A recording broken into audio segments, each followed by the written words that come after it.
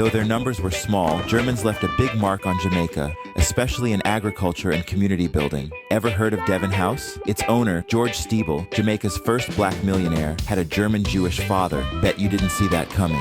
After emancipation, Germans sailed to Jamaica to fill the labor gap. Starting in May 1834, with 64 settlers from Bremen, they created communities like Bremen Valley and Seaford Town, which still have strong German roots today. By 1841, thousands had settled, leaving lasting legacies. Place names like Manhertz Gap, Charlottenburg, Mount Holstein, Bremen Valley, New Brunswick, and Hessen Castle tell this story. There's even a German town in Trelawney. Germans also settled in Alexandria, Christiana, Brownstown, Stewarttown, and Ulster Spring. And if you meet a blue-eyed blonde Jamaican with a thick accent, don't be surprised. They're real. Their history lives on in Seaford Town, Westmoreland. So next time you think of Jamaica, remember, out of many, one people.